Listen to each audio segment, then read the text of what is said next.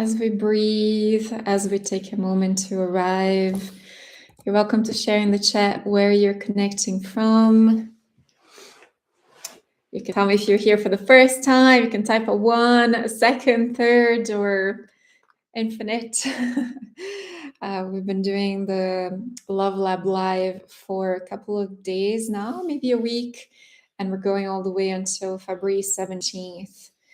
And the intention of this time together is to normalize some of the experiences that we have in dating, to normalize the anxiety, the desires, some of our concerns and some of the patterns that are showing up that might not be so helpful.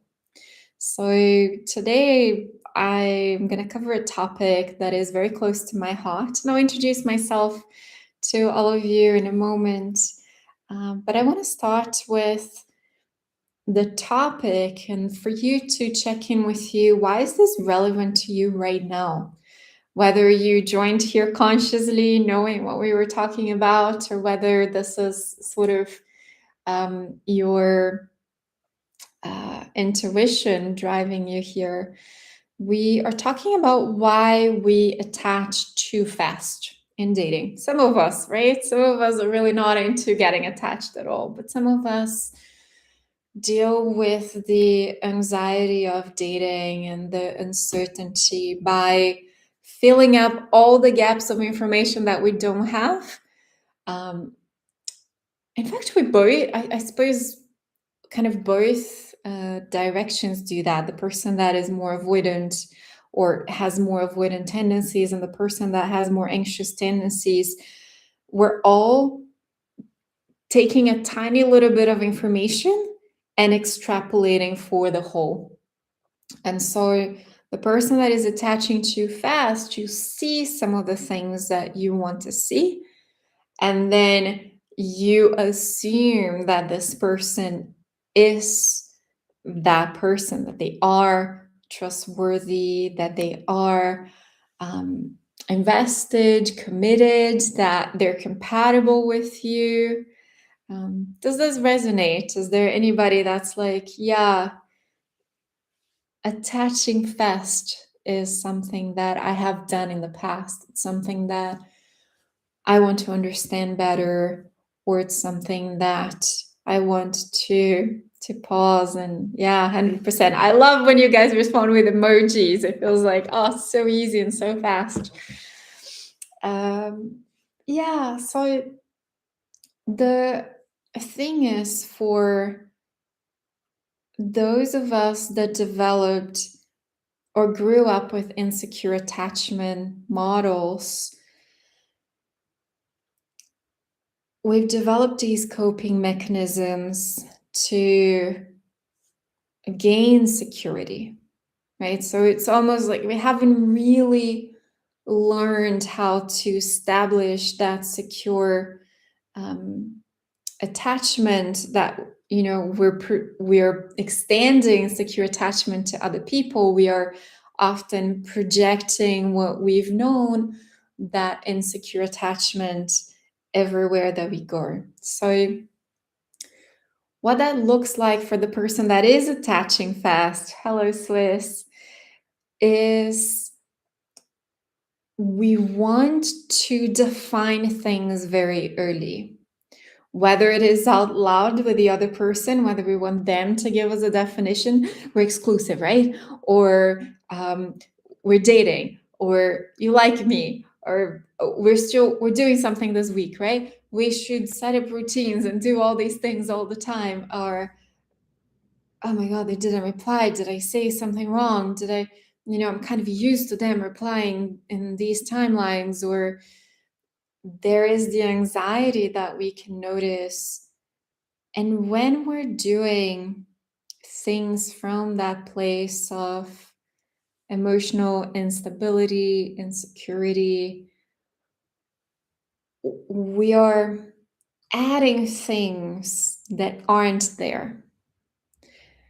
And for the person that is attaching too fast, we're adding a future that isn't there yet. that isn't agreed, that isn't contracted, that most likely isn't even appropriate yet, because it feels so painful to sit with the discomfort of not knowing, because it feels so painful to start relating to someone and feel those same insecure feelings or that same instability that we felt in the past. We want to remove that. And some of us are very compelling, and some of us are very charming, and so, like, we've got our ways. I talked about in another chat. If you guys haven't checked your relating archetype, you can go on my page on my website and do a free quiz and find out how, what type of archetype you have more predominantly when relating, whether you're the planner, whether you're the charmer, whether you're the rebel, because you find your own flavor of how you get people to where you want, and get people to, in this case, come closer, or get people to back off if you're more of the avoidant behavioral pattern. So, what questions kind of want to open up to see what would be really meaningful for you to know here when it comes to attaching too fast? So, I'm going to take a pause. You can consider what's resonating here for you. You can say it out loud. You can write down on your journal. You can write down on the chat. What would you want to know for those of you that said 100% I attach too fast? What would be one piece of understanding that would be beneficial for you, that would transform, that would move things in a different direction for you?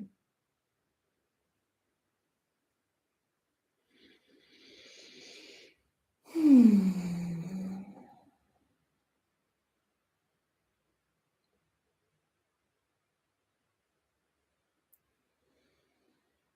And I love taking these moments of silence. You can continue to reflect if you are, you can continue to type if you are, because those pauses are really what is required of us to wire new ways of being. It's as if you had walked the same route from your home to the grocery shop your whole life. So you know that when you pick up the grocery bag, you just go, you don't think about it. And so, in order to stop doing the thing that you've always done, in order to um, go about it in different ways, we need to break the pattern somehow. And the thing that is required is to pause and even notice that we are in a pattern. To notice, oh my gosh, I'm going to the supermarket the same route I've always been, even though I decided I was going to show up differently, even though I thought, I wanted to give a stab in another way. I used to call myself a hopeless romantic. Jeremy sharing definitely got the hopeless part right. I wish to have power of choice and discernment instead of being guided by emotions and fantastical thinking. How beautiful to notice. And there are so many compounding strategies and compounding tactics, systems that we can put in place to successfully transform. The simplest one is to pause, especially when we're activated. And what I mean by are we activated? When you feel the nervousness, when it's literally activated, like somebody pressed the button on you. And now you feel this racing anxiety, and now you grabbed your phone and you started typing something, and now you deleted it, and now you put the phone on the side, and now you message your friend, you open ChatGPT, and now like that sense of restlessness, when I notice that. So what is that version for you? What is the picking up the grocery bag for you? Because that's the moment you want to pause and consider, which direction am I going with this? It might be the racing thought. It might be the racing heart. It might be the typing a message the moment you receive communication. It might be thinking of different ways of saying something. Should you not, etc. What is that version for you? Because our grocery bags might look different. They might have different colors. They might have different sizes. So noticing what is the moment, what is the trigger, what is the thing that it's like, oof, I am going down that path again. What is the thing that you notice? And then can you pause? And before you choose to do anything, just pause for a few seconds. And you could possibly even do the opposite. Okay. So you pick up that bag, or you pick up your phone, or you notice yourself fantasizing about, a year from now you could be married, and maybe, it would be a good timeline to have kids, and maybe if you date for 4 months, then when you notice yourself projecting onto the person that you've just met, that you went on a couple of dates with, or that you started seeing, that you pause and perhaps you do the opposite. Perhaps you walk out the back door to go to the grocery shop as opposed to the front door. Perhaps you do not message when you want to message. Perhaps you do not explain when you want to explain. Perhaps you give a very short message when you think a very long one is required. And things start to change. It's like breaking a script. So Jeremy, Swiss, all of you guys that are here, we live life and we live dating repetitively as if we were living a movie. So I hope this metaphor helps. And on cue, you know what to say, because that person said this, you say this. They open the door, you do this. They say they are unsure, you do this. It's like as if we're reading from a script. Okay, when the other person does this, say this. And we live it with different people and different circumstances, the same movie, the same script over and over. But if you can take a piece of your line, the thing that you were supposed to say, and you're like, you know what? I'm going to say the opposite. And you say the opposite, and you do the opposite. Now you're in a different movie, and the other person will not know what to do. That's the truth. The other person will be like, well, oh my God, on my script, you were going to say this, but now you didn't. And that's the opening for a new way of attaching, for a new way of relating, for a new way of being. So if you can catch yourself before saying the line, before taking the action, and you dare to do something different, your brain's going to panic. It's going to say everything's going to collapse. This is not the moment to test. This is not the moment to try something new. This is a life and death situation, most likely. And then you do it. And either nothing dramatic happens or something really fascinating happens. And now your brain has proof that it's okay to do it another way. That it's okay to be guided by your words, Jeremy, not your emotions, by your commitments, not your feelings, by the present thinking, not the future thinking.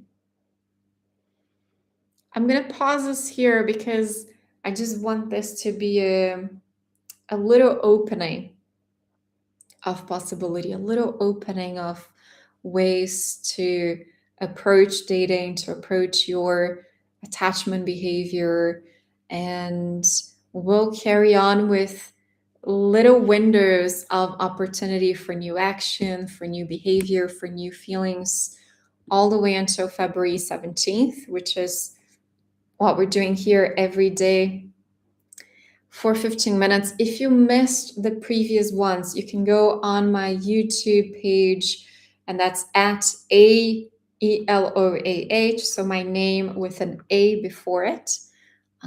The Eloa in Brazilian Portuguese. That would be the translation. Although most of the content that you find there at the moment is in English.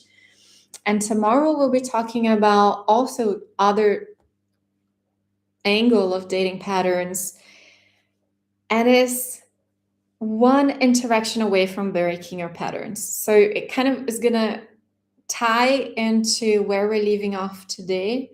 We're going to cover tomorrow really about these single corrective experiences. And corrective, not because you've been doing anything wrong, because corrective, you're course correcting in the direction that you want to go. So it's an honor to be here with you. I look forward to seeing you tomorrow. I'm going to leave the room open a little more if you guys want to share more, if you want to share with each other. And yeah, it is such a joy to be here. Thank you for the shares. Thank you for the donations. Thank you for spreading the words. I know some of you have been inviting your friends to come along or watching with somebody that you care about. You're welcome to bring your partner along, your friend along, and reflect on it together so that this becomes something lived in your life, okay? Not just something that you watch, not just something that we talk about briefly, but that every moment you're taking this back to your life, taking to the people that you see every day, so that it becomes fully alive. All right? Thank you for being here. We'll be just closing things off on YouTube so that you can go watch. And yeah, feel free to share anything else, any other requests.